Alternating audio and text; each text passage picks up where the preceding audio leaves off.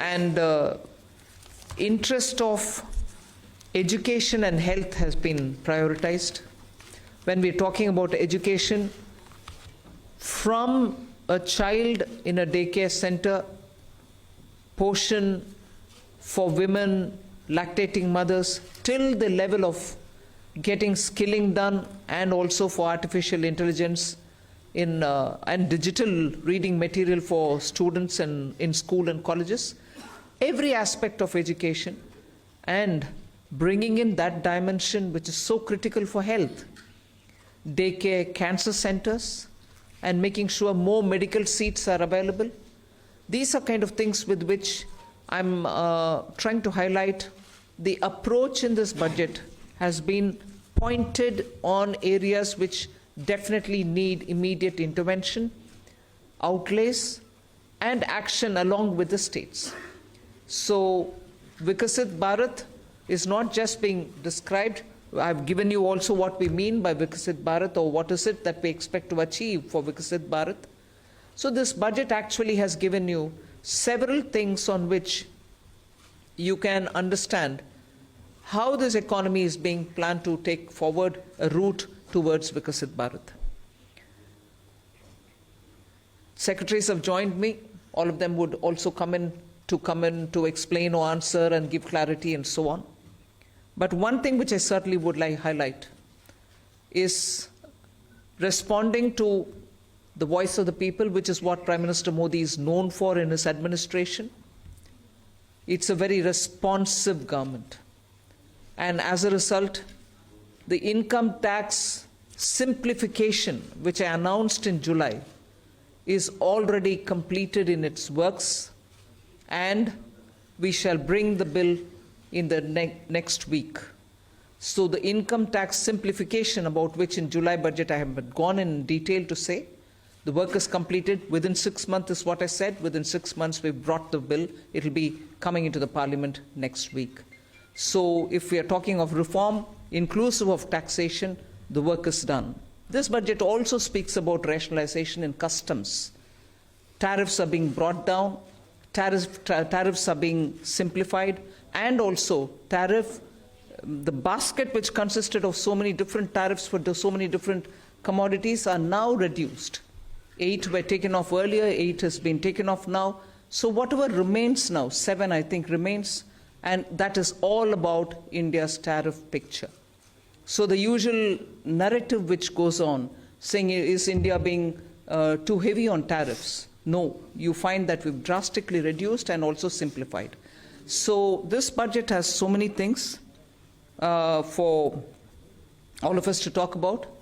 The more important thing about agriculture, which performed very well during COVID and which has contributed to India's food security, the proposals which are mentioned in this budget actually talk about everything to do with beej to bazaar, literally from the stage of seeds, hybrid seeds, resilient, climate resilient seeds, seeds which can give greater output, seeds which are going to be high yielding, all this together to the final point of India becoming the world's food basket. That's the definition I put in when I was talking about Viksit Bharat. So we are making sure that India's agriculture gets the support across the board, whether it is on seeds, whether it is for skilling the farmers, whether it is rural prosperity, whether it is going to have agriculture and allied industries being set up in rural areas, and whether it is going to be farmers getting better and more loan with interest subvention, not just farmers, fishermen, and also dairy, meaning animal husbandry. So the picture for rural development and the picture for supporting agriculture is across the board, and that has been narrated. The second thing which I would want to highlight is the continued emphasis that we're giving since vote on account budget, July budget, and now on the MSMEs. Whether it is giving them sovereign guaranteed loan, whether it is support during COVID, whether the definition being changed now for better, more inclusive growth in MSMEs, access to bank credit. So MSMEs have also been given greater emphasis.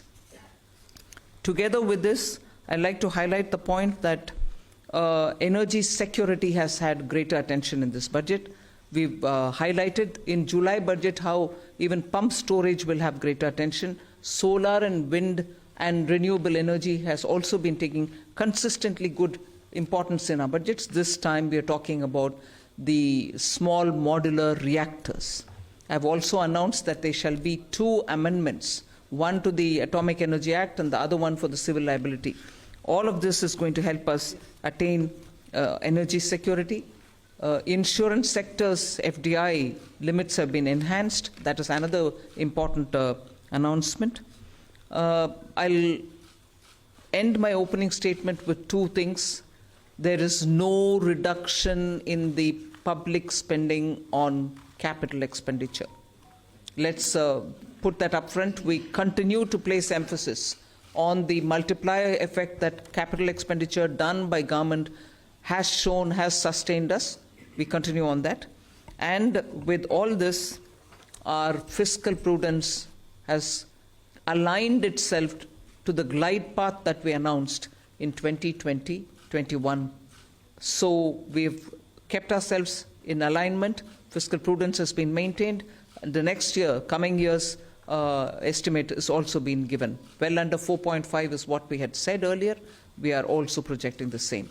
So this is just as an opening statement. There's a lot more to say.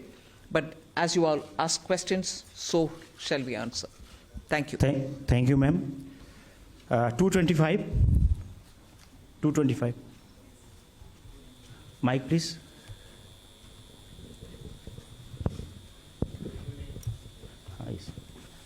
Ma'am, this is Shrimi Chaudhary from NDTV Profit. I just wanted to understand, ma'am, here. Ma'am, you said the new income tax bill will come next week. Will that be in the form of draft, and where you are also going to take stakeholder comments on that? Yes, as a bill, any bill goes to the standing committee, and the standing committee will, of course, consult with so many stakeholders. And then it will come back to us, and if necessary, any more amendments, if need to be brought in, we'll bring it in and take it forward in the House. So do we expect implementation in this, in the fiscal year, in FY26? Do you expect what? Do we expect the implementation of... Well, let it get passed. I hope it will get passed without much of a difficulty, but it is only after its passing. Sure. Thank you. 35. Front.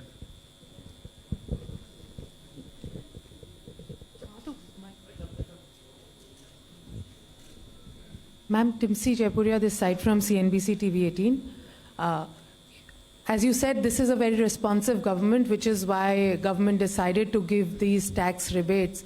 But given the structure that you have announced, ma'am, up to 12 lakh is the rebate. Any reason why this rebate has been hiked from 7 to 12 lakh? Is it that the incomes or salaries were not growing up to the mark, which is why government thought that this rebate needs to be given? And also, how do you make up for this 1 lakh crore of revenue loss? Will it not impact the budget estimates? Where will you get this money from?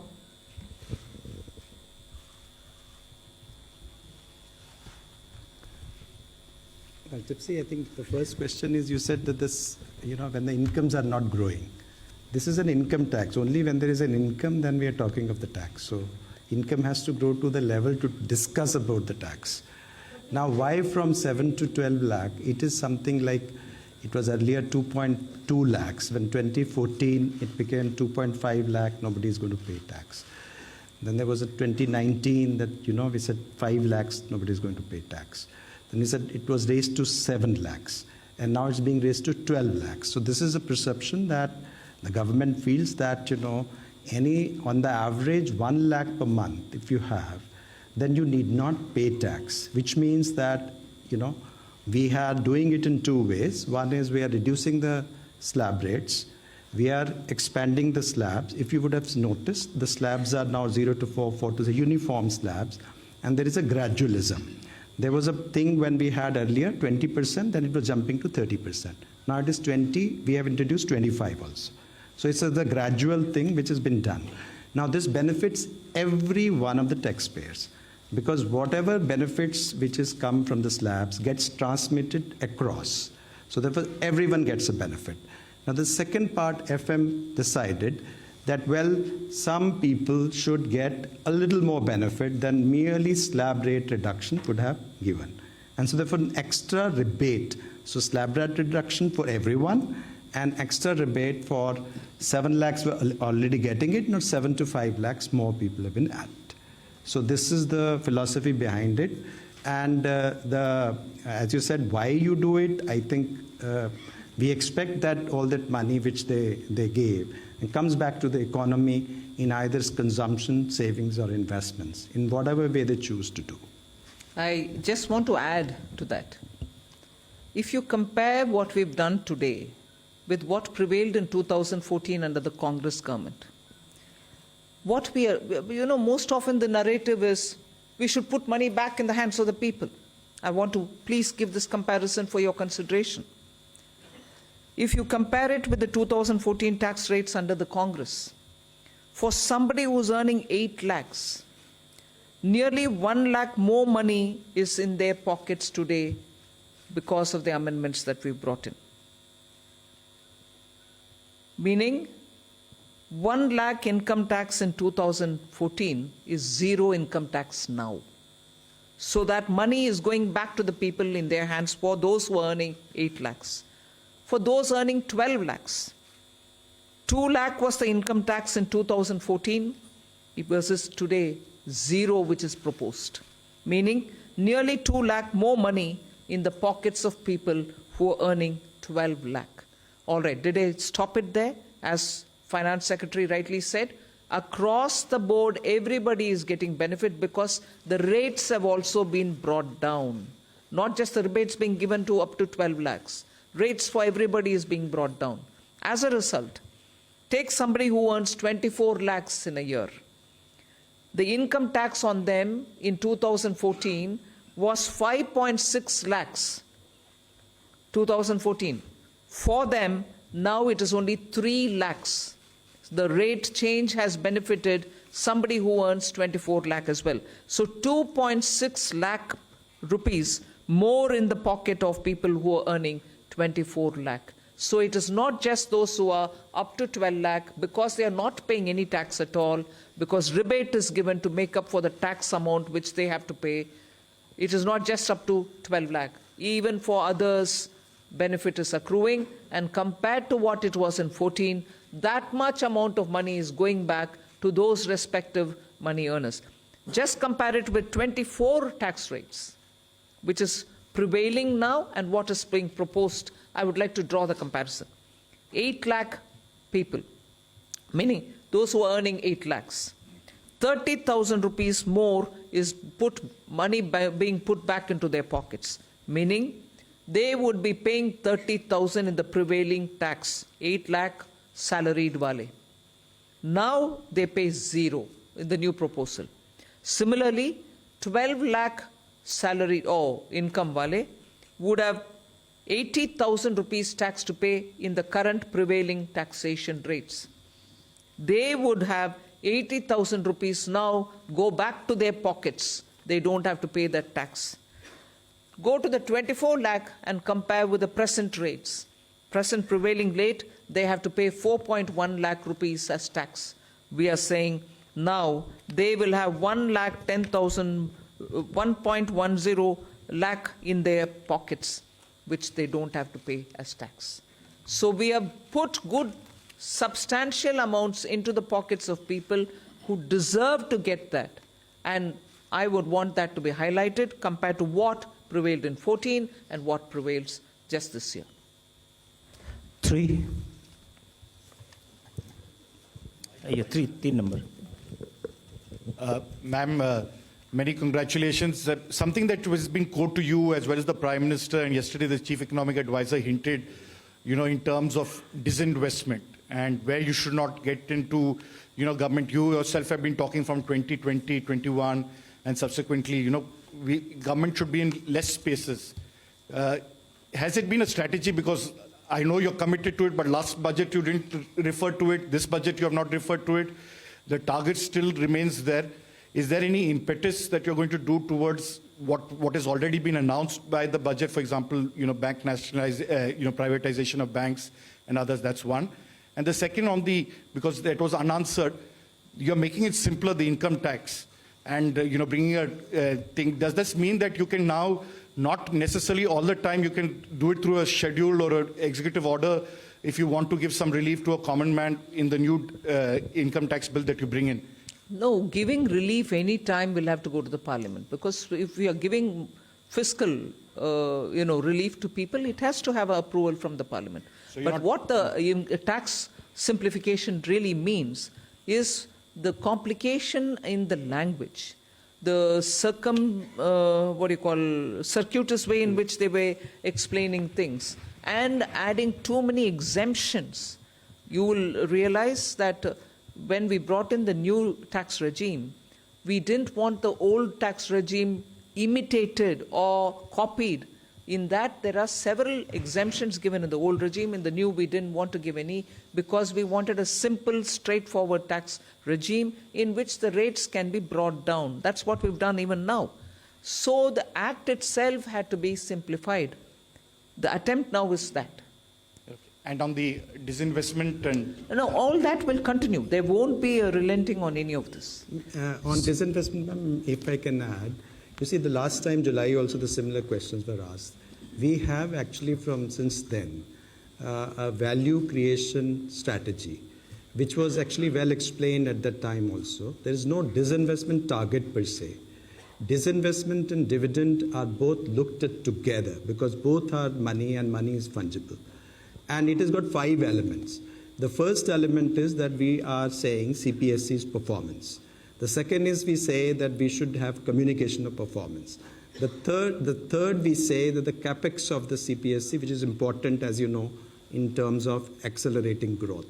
The fourth is the consistent dividend policy.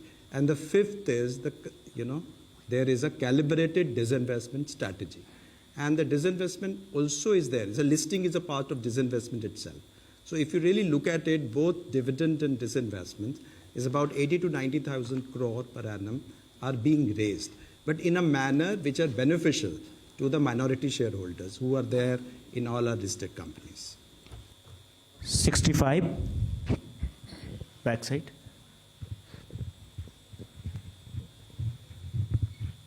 Good afternoon, ma'am. This is Ruchi Bhatia from Bloomberg News. I have a question for the Revenue Secretary and a question for you.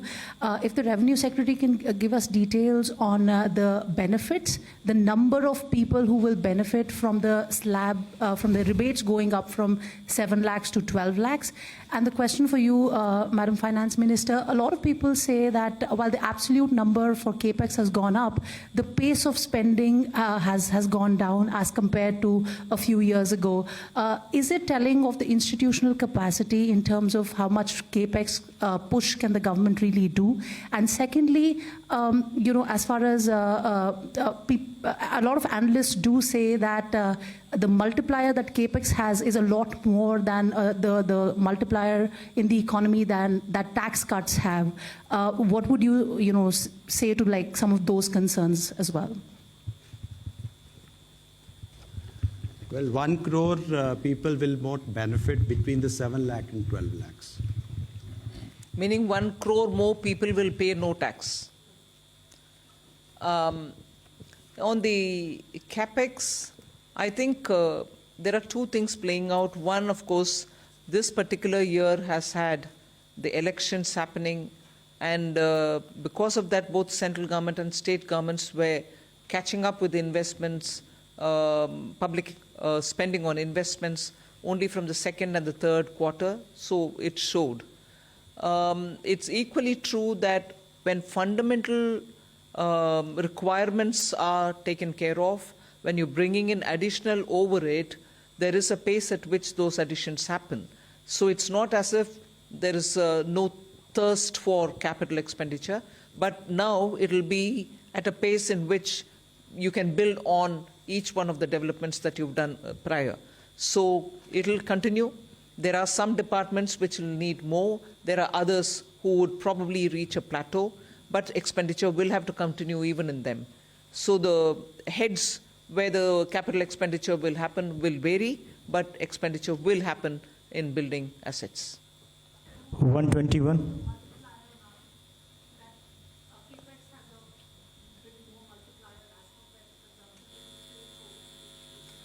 No, capex is also continuing. I have not foregone capex to give for revenue expenditure or consumption expenditure. So both continue. Ajay. Look at what the overall numbers are.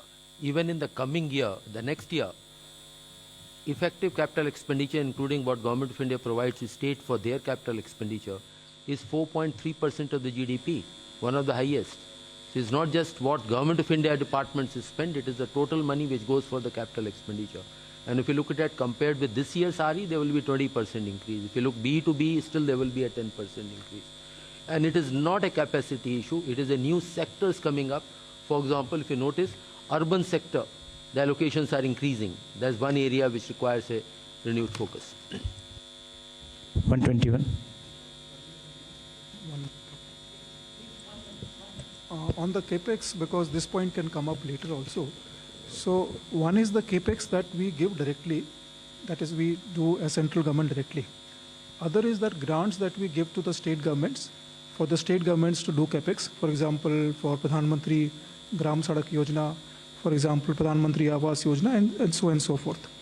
So if you also include the grants and aid for creation of capital assets, the amount, total amount has gone up to 15.48 crores in the budget estimate for the next year, which is more than 15% increase over the current year's RE.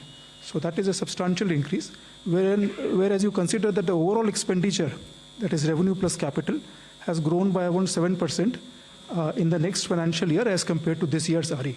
So this is almost twice the aggregate growth in the expenditure. Yes. I would like to also add that on top of this 15 lakh crore capex, which is 11.2 there, and the extra money which goes into revenue but goes in capital building at the hand of the states, the CPSC, the Central Public Sector Enterprises, add about 4 lakh crore as capex from their own resources. So that's also the capex which goes in, and that is not counted here. Mike on. Tarun Sharma from Zee Business. Ma'am मेरे दो सवाल हैं। एक, ma'am आपने insurance की जो FDI limit है वो 74 से 100% करी है, तो क्या मैम जो इंश्योरेंस अमेंडमेंट बिल था उसकी जो बाकी रिकमेंडेशन है उसको रिजेक्ट किया गया है, सिर्फ इसी को एक्सेप्ट किया है 74 से 100% का? दूसरा मैम, मूडीज़ ने कहा है कि जो पब्लिक डेट है स्टेट और सेंट्रल का वो अभी भी 80% है, इस वजह से हम रेटिंग अपग्रेड इस बजट के अनाउंसमेंट के हिसाब से नहीं कर सकते।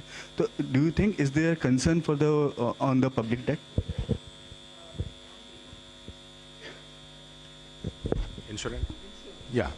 See, now, presently the insurance is 74%. Now, fundamentally, whether it's 74% or 100%, the material doesn't matter. But what actually matters is the psychological feeling that they can actually own the company 100%. Along with this FDI, we are also going to, FM also announced that we are going to simplify certain procedures and rules that we frame, which are including the key management personnel, person who can be chairman of the company, and person who can be the CEO and board of directors, and also repatriation of dividends. All those are part of this, the proposed reforms that has been announced by the FM today. And sir, what about the other recommendation on the draft insurance amendment bill, sir? That's what we are actually bringing. The draft insurance bill is the one FM has announced, but the main point she has mentioned that 100% FDI, including simplification of existing rules for FDI investment. The draft bill is also coming. Is coming. Yes. And then the public debt, ma'am, on the public. Serial number 2. Finance Minister has also announced, just answer complete his question, the roadmap for fiscal consolidation by the center, and please have a look at the FRBM statement which carries the different scenarios, and over a period of next 6 years how that will be brought down. Similar one act has to be done through the state governments as well. So it is a process which is on. Number 2. Hello नमस्कार ma'am, मैं आलोक प्रियदर्शी हूँ CNBC आवाज़ से। Ma'am मेरा सवाल है कि middle class के लिए काफ़ी बड़ी राहत है, 12 लाख तक जो टैक्स छूट दी गई है। इसमें आपने बजट स्पीच में कहा जो कैपिटल गेन से लोग कमाई करेंगे उसको इसमें शामिल नहीं किया गया, उस पर नॉर्मली टैक्स देना पड़ेगा जो स्लैब के रेट से है। तो ज़्यादातर लोग आजकल मार्केट में इन्वेस्ट करते हैं, उनको लॉन्ग टर्म इन्वेस्टमेंट होती है, उनको कैपिटल गेंस होते हैं कई तरह से, उनको बाहर रखने का, उनको केप्ट असाइड रखने का क्या रीज़न है, क्या उसके पीछे वजह बताएं? रेवेन्यू सेक्रेटरी उसके ऊपर ज़्यादा विस्तार से बोलेंगे। बाहर रखने वाली चीज़ नहीं है, इनकम का कैलकुलेशन कभी भी वैसे ही होता है, उसमें कैपिटल गेन्स का जोड़ते नहीं है। मैं स्पष्टता के लिए उसको जोड़ रखा है उधर सेंटेंस पढ़ने के समय। ये नया मेरा पद्धति नहीं है कि इसको अलग रखो उसको अलग। Income calculation in general is done without the capital gains. You want to explain it please? देखिए, कैपिटल गेन्स टैक्स जो है वो हमेशा से रेट से अलग है, नॉर्मल इनकम से अलग है। यदि नॉर्मल इनकम में होता, शामिल होता, तो यदि 30% के ब्रैकेट में कोई होता तो उसके कैपिटल गेन्स में 30% टैक्स लगता, तो वो क्या मान्य होता? तो कैपिटल गेन्स को एक अलग टैक्स की व्यवस्था की गई है जो कि कम है। वो इसलिए की गई है कि रिस्क उसमें है और उसमें लोग रिटर्न करते हैं कैपिटल मार्केट को बढ़ावा देने के लिए, तो उसमें 12.5% हमने टैक्स लगाया, तो वो एक अलग रखा जाता है। उसमें एक अलग एग्जेम्पशन लिमिट भी है। यदि वो एक साल में कैपिटल गेन्स आपको इज इट 1.25 लाख 1.25 लाख यदि हो तो वो एग्जेम्प्ट भी होता है, तो और यदि शॉर्ट टर्म हो तो वो 20% होता है, तो वो एक व्यवस्था अलग है। और नॉर्मल इनकम की व्यवस्था है जो कि स्लैब रेट और उससे काउंट होती है, तो इसलिए वो अलग ही है। कन्फ्यूजन ना हो इसलिए वित्त मंत्री जी ने स्पष्ट उसको कर दिया था स्पीच में, क्योंकि ये कन्फ्यूजन की संभावना थी कि सब लोग ये समझेंगे, तो उसको स्पष्ट किया गया। 46 पीछे बैक साइड एक करके।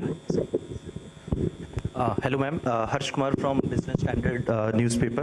Ma'am, since government has decided to move ahead with a comprehensive asset monetization plan, so what are the new changes from the previous one, and if you can give some broader aspects of it in detail? See, as we are aware that till the last year, the first program which was launched in 2021, achievements have been of the order of about 90%, which is a good progress. Based on that success is the next leap, almost double the amount which are coming up. And there are newer asset classes will also be come up. For example, transmission assets, and not just of the Government of India. Government of India doesn't own, say, Power Corporation, Power Transmission Corporation, but state government's assets are also there. So they will do the monetization, and you will hear very soon that entire plan will be out. Sir, can we, in future, can we get a separate number of asset monetization and disinvestment? See, this money, what the intent is, there's already an investment, or other the assets are there, which may be owned by Government of India, which may be owned by, say, NHAI, or they may be owned by one of the PSUs. They disinvest, not disinvest, they monetize that asset and use that money to build a fresh or a new project and a new asset, plow back that money back into the economy. So these are not necessarily money coming to Consolidated Fund of India. Very rarely the money comes in. NHI doesn't invest, money remains with them, they build another road by using that money. 13 front पे. Hi ma'am, good afternoon. I am Kriti, I'm from Informist Media. So right now you just said that your fiscal prudence has finally aligned with your glide path that you had announced in FY21. This year you have given a new roadmap, so mentioned debt to GDP roadmap. You aim to bring down your debt to GDP ratio to 49 to 51% by FY31, considering the nominal GDP would be in the range of 10 to 11. So based on that, and you said that you will peg your fiscal deficit in a way that it goes on to bring down your debt to GDP ratio. So is there a rough estimation of what kind of fiscal deficit you may have by FY31? And secondly, on 31, when you aim to bring down your debt to GDP ratio. Secondly, on funding of fiscal deficit for the next fiscal year, you have brought down the borrowing from small savings from considerably low. It's 16% low from last year. is there any reason for the limited optimism? Earlier, it used to finance 25% of your deficit. Now it's going to finance 22% of your deficit. So if you could just elaborate on if there is any reason for that. Thank you. First of all, that what is going to be the fiscal deficit in nth year from now? The path is very clear that debt to GDP ratio will be on a declining path, depending upon what the growth rate in the economies are, what kind of a stimulus measure or a further consolidation measures would be needed. And the roadmap does envisages three scenarios: mild, moderate, and high level of consolidation. So do your math there, that the range is coming up. In the best case scenario, the highest growth rate and highest level consolidation can go as low as 47.5%. Very low growth rate, etc., it comes to 52. What the goal is taken is 50 plus minus 1%, and that's showing that physical response to needs of the economy. So that is the goal, but overall trend has to be declining trend. And just see the record. 2021, Finance Minister announced will come down to 4.5 next year. This year we are 4.8, next year is 4.4. So this is a track record, that's what we follow. Your next question? Small savings, borrowing from small savings. Here the interest rate, if you notice in the last 2 to 2.5 years, are being set in a manner so that there's neither an incentive nor a disincentive to come to small savings. These are the numbers where we see the trend, and based on the trend we project it. What is being overall is being monitored and watched or said is the overall fiscal deficit, overall borrowings. If more is coming in small savings, less from the market. If less is coming from the small savings, more will be from the market. So our assessment numbers are slightly lesser than this year. And to that extent, market borrowings we have indicated, which will be slightly less than the current year numbers, marginally lower are there. But if there were to be more inflow of small savings, to that extent, market borrowings will go down. And as you are aware, we do set the calendar every half year. 51.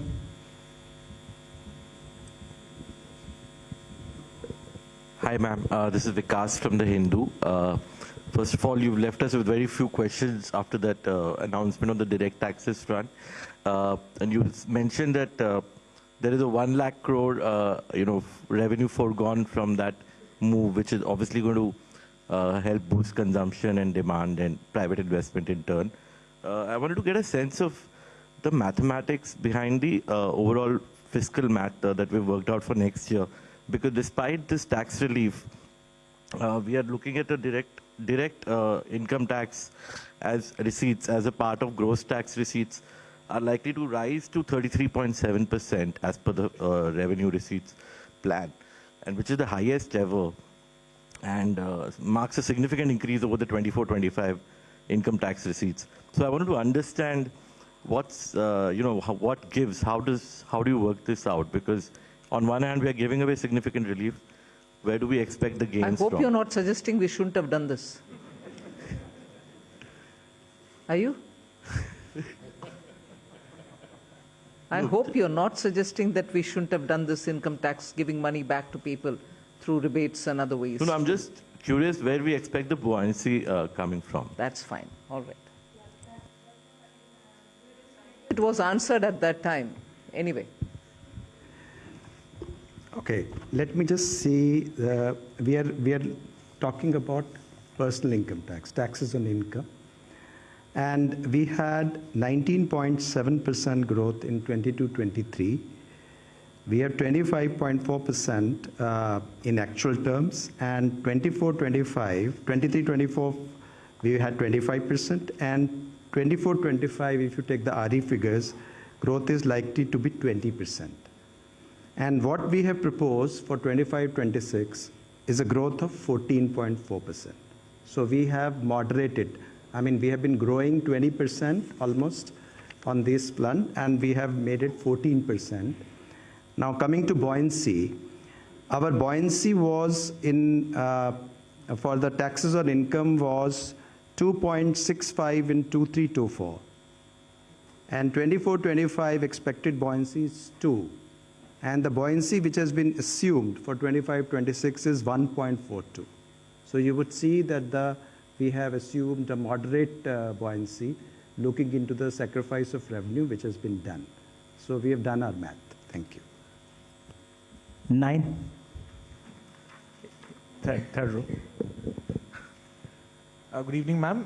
Considering the government's measure to put more... Sorry, this is Chetan from Business Today.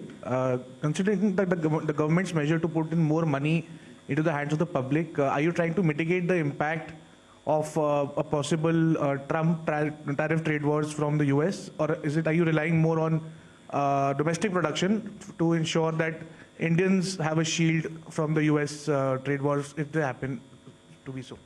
Well, I don't think we've gone that far to justify this income tax rate reduction. We've responded to the voice of the people and also made our own assessments, and therefore we've given this. And I thought there was an allegation also that we didn't respond to what may come through the US administration's tariff whatever decisions. Well, I don't think these two are connected, at least in the way in which we like to believe it. You may want to give a different dimension, but no, we have not done it with that intent. 64 at the back. Madam नमस्कार, मैं महावीर सिंह बोल रहा हूँ, freelancing करता हूँ। आपने income tax में बड़ी राहत दी है, हम तो 10 लाख की उम्मीद कर रहे थे, आपने 12 लाख कर दिया एकदम। और मुझे लगता है कि क्या सरकार इनकम टैक्स रिजीम से हटकर एक्सपेंडिचर टैक्स रिजीम की तरफ जा रही है? जो आप इनकम टैक्स में आपने कहा कि इस राहत से 1 करोड़ लोग इससे बाहर हो जाएंगे और इसमें कम ग्रोथ होगी, और दूसरी तरफ आपका जो टैक्स रिसीट है वो बढ़ता जा रहा है, पूरे बजट का आकार बढ़ रहा है, तो सरकार क्या एक्सपेंडिचर टैक्स की तरफ ज़्यादा झुकाव इसका दिख रहा है? ये सिर्फ आने वाले साल के, मतलब अभी अप्रैल 1 से शुरू होने वाले साल के टैक्स प्रपोजल्स है। आप पिछले साल का रेवेन्यू को देख करके इससे ये कनेक्शन मत निकालिए। हम जनता के लिए, मिडिल क्लास के लिए राहत दिलाने के लिए प्रधानमंत्री जी के आदेश के अनुसार रेट रिडक्शन किया है, उतना ही है उसमें। 47. Just to add that point, to give you a data point, direct taxes are supposed to increase by 12.7% next year. Indirect tax, which is on the, say when people buy goods and services, is expected to increase by 8%. So that should answer your question. Yes, Just हमारी central amount शामिल है। एक इसी point पे और यदि हम देखें डायरेक्ट टैक्स और इनडायरेक्ट टैक्स का रेशियो, तो वर्तमान साल में आरई में ये 1.39 है, मतलब डायरेक्ट टैक्स लगभग 139% है इनडायरेक्ट टैक्स का। अगले साल ये 145% है। तो जो आप कह रहे हैं उसका उल्टा है, डायरेक्ट टैक्सेस पे अधिक अगले साल राशि प्राप्त होगी as compare to indirect tax.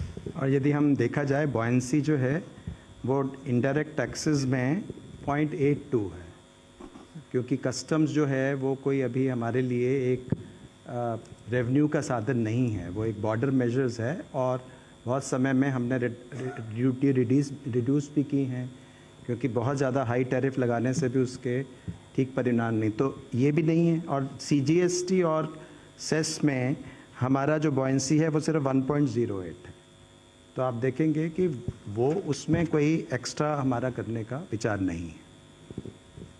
Ma'am, Prakash Predarshi from ET now. Yeah.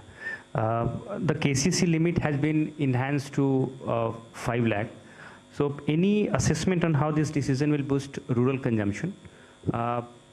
Secondly, ma'am, the budget document mentions something about sharing transaction details of crypto assets. If you could elaborate. Sharing transaction details of? Crypto assets. Okay.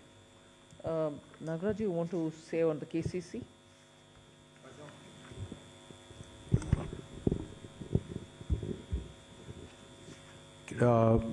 Increase in the KCC. Yeah. This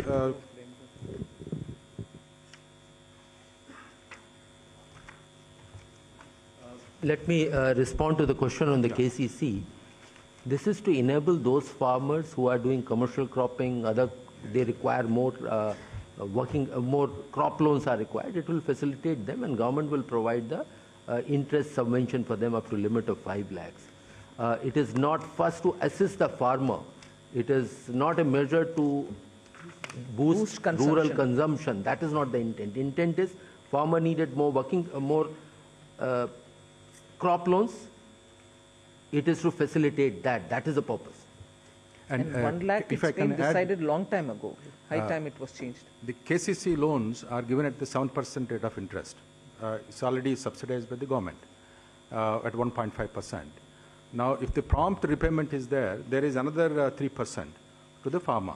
The effective rate of interest on KCC loans is only 4%. Now, with the current announcement by the FM, there will be almost about 26 crore additional budgetary impact for this KCC loans.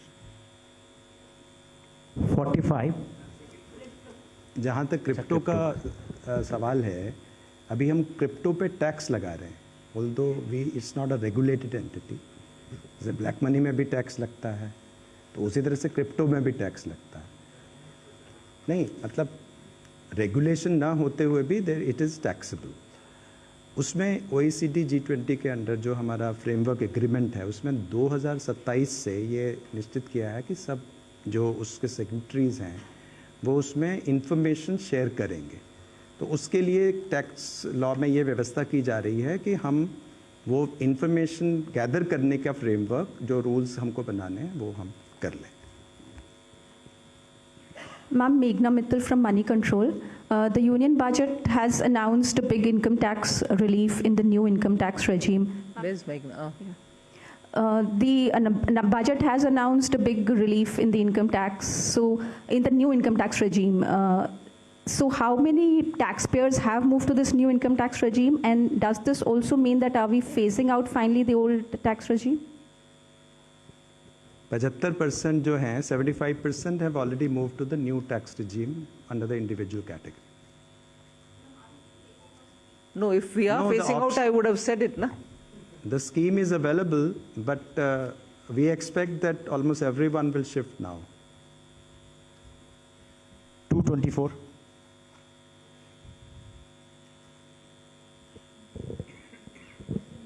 Good evening, ma'am. Shishir from Hindu Business Line. One of the popular scheme has been sovereign gold bond scheme. We have not seen any of the issue during the current fiscal, and we are not getting any mention for the next fiscal. Does this mean that there is a curtain to this scheme? Well, yes, Ajay. Yes, in a way, but Ajay can give you the detail. Yes. See, these are the decisions which are taken. What the purpose is? One, of course, is to raise borrowings from the market for the purpose of financing the budget, and at some point of time, whether this asset class is to be supported or not.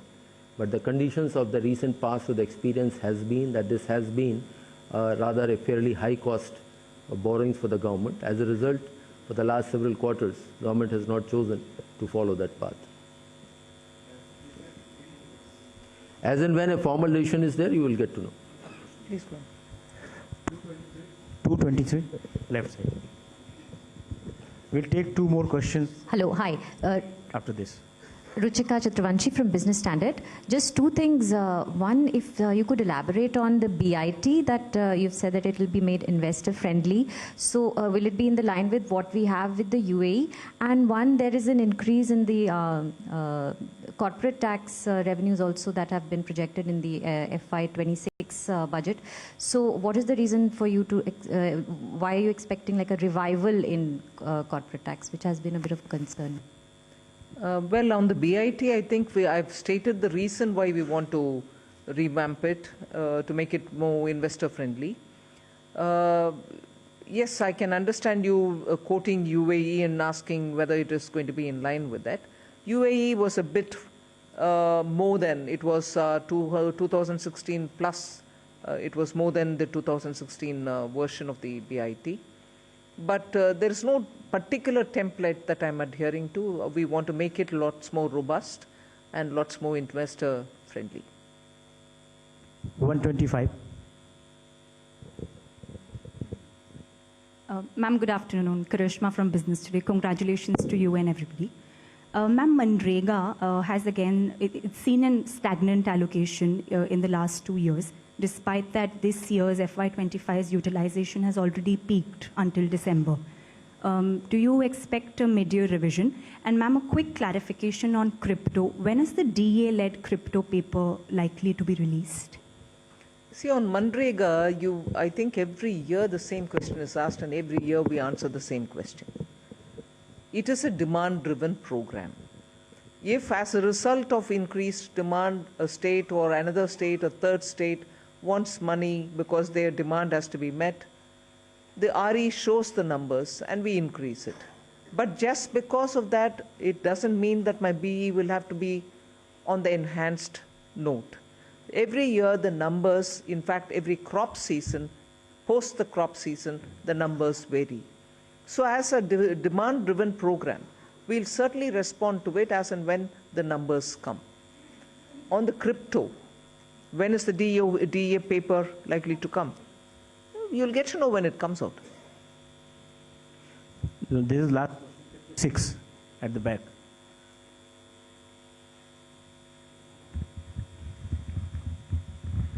Ma'am, I'm Banikinga Patnaik from the Economic Times. In your speech, you have said that there would be a light touch regulatory framework and that a committee will be set up to review all non-financial sector rules and regulations. So, ma'am, is there, any possibility that it will also include financial sector regulations? But even as I read the speech, there were two different things. One for the non-financial and another for the financial. The financial is still being looked through the FSDC, whereas the non-financial is where we have appointed, or we are asking for an appointment of a high-level committee which will look at the regulations, particularly for compliance, for inspection, for certification. There are ever so many overlaps, friction points, pain points. So to sort that out, our approach is this: one through the FSDC for the financial, and for the non-financial, several of them which are non-financial, the high-level committee. Ma'am, again, in the nuclear energy space, there is an announcement that there could be more private participation sought. So is there any particular frame in mind that, how we are going to do it, or any incentives or something of that? No, what I've announced at the moment is what stands, and the respective departments will go into the details and they'll come out after the year commences. Thank you, ma'am. Thank you for